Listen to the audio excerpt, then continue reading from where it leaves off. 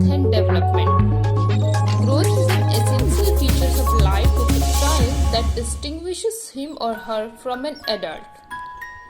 Growth is an increase in the size of the whole body or any of its parts. It can be measured in inches, centimeters, pounds, or kilograms. The process of growth starts from the time of conception and continues until child growth into adult.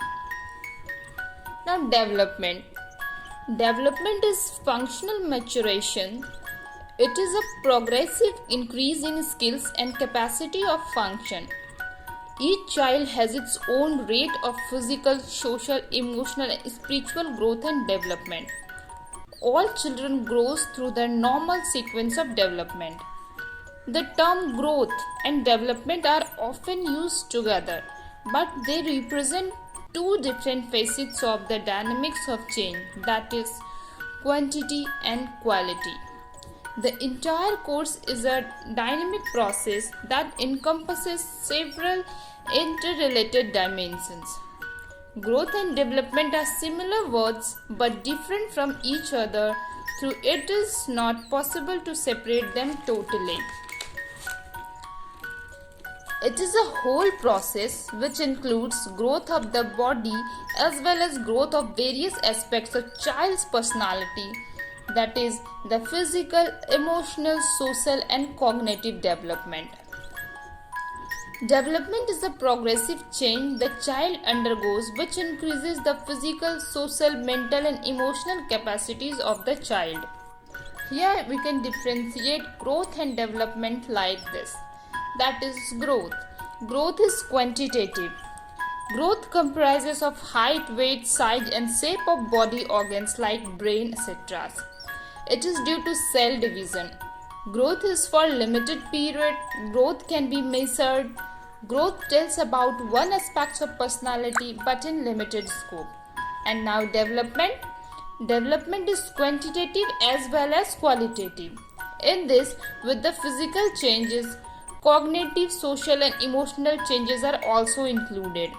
It happens due to motor and adjustmental process and their interplay. Development takes place till death. It can be observed by matured behavior. Development deals with all the aspects of personality and has a vast scope. Now it comes to importance of studying growth and development. Why it is necessary to study growth and development for nurses. The knowledge of growth and development helps the nurse to understand the behavior of the child so that the child can be handled intelligently. Know what to expect of a particular child at any age.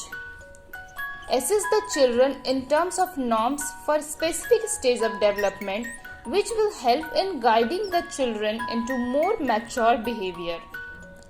Diagnose undernutrition and overnutrition or any other deficiency disorders that affect growth. Ascertain needs of the child at a particular age. Plan and provide comprehensive care to the child. Assist parents in environmental modifications to keep pace with new emerging needs of children so as to enable children to achieve optimum growth levels. Factors affecting growth and development. Now let's see what are the factors which affect growth and development of a child. Growth and development depends not only on one but a combination of many factors. The typical pattern of growth and development is regulated by a complex balance between heredity as genetic constitution and environmental factors. Heredity determines the extent to which growth and development is possible, and environment determines the degree to which the maximum potential is achieved. First is heredity. It is the process by which the features and characteristics are passed from parents to the child before the child is born. These features, like the color of the skin and eyes, the height, the body build, intellect and talents, etc. are all fixed and no one can change them beyond a limit. The characteristics are transmitted through genes that are responsible for size, shape of the body, and also the family illness. After that, prenatal environment. This is the environment of the fetus in the womb. If the mother gets poor nutrition, is emotionally upset, or smokes, drinks, or takes some medicines or suffer from certain diseases, the growth of the child can be adversely affected. Nutrition. Proper nutrition is essential for the healthy development of the child. A malnourished child's growth may be retarded or slow. Intelligence. Higher intelligence is associated with faster development, while lower intelligence is associated with retardation in various aspects of development. Emotional climate of home.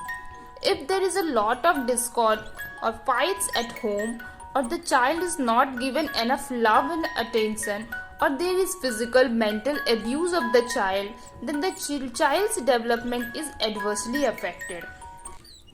Health of the child. If the child frequently falls sick, suffers from some disorder, is disabled, or has disturbed endocrine functioning, the development is likely to suffer. Level of stimulation. The amount of stimulation the environment provides to the child, that is the opportunity for exploration of environment, opportunity of interaction with other people, etc., all influence the rate of development. After that, socio-economic status. It also influences the development by deciding the kind of nutrition, stimulation, facilities, opportunities, genetic endowment the child gets. Sex. All children follow the same sequence of development. However, certain skills are fostered in girls than in boys, and some other skills are fostered in boys than girls. For example, language acquisition is faster in girls, and skills like jumping, catching, throwing are faster in boys. Sex is also a factor that decides the potential of a child in physical development. Boys grow up to be taller, heavier, and more muscular than girls. Principles of growth and development. Now let's see what are the principles of growth and development. Growth is an orderly process occurring in systematic fashion. Rates and pattern of growth are specific to certain parts of the body. Wide individual differences exist in growth rate. Growth and development are influenced by multiple factors. Development proceeds from the simple to the complex and from the general to the specific. The child's patterns of growth is in a head-to-toe direction, a cephalocaudal, and is an inward to outward pattern called proximodistal. There are predictable patterns of growth and development both during prenatal and postnatal period. Growth and development follows two patterns. First is cephalocaudal and next is proximodistal. Then what is cephalocaudal? According to cephalocaudal pattern, development spreads over the body from head to foot. This means that improvement in structure and function of the body comes from first in head region, then in trunk, and lastly the legs.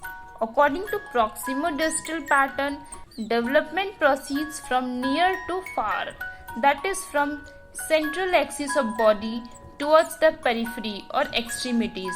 During prenatal period, the head and trunk develops fully and then the limbs buds appear. Slowly the arms lengthen, followed by forearms and lastly the fingers. Functionally also, the baby starts using his arms before his hands and fingers. After that, there are critical periods for growth and development. Rates in development vary. Development continues throughout the individual lifespan. Now, aspects means dimensions of growth and development. What are the dimensions of growth and development? This we can learn with a Mnemonic that smile. S stands for social development and spiritual development. M stands for motor development, that is fine and gross motor and moral development. I stand for intellectual development. L stands for language development and E stands for emotional development. Now, rights of child. What are the rights of children? The right to love and affection from parents, right to free education, right to name and nationality, right to get adequate nutrition and medicine, right to opportunity for play and recreation, right to get special care if baby is handicapped, right to get relief first in disaster, right to be part of society and develop own abilities, right to be brought up in a spirit of peace and brotherhood, right to enjoy these rights regardless of race, color, sex, religion, nation, etc.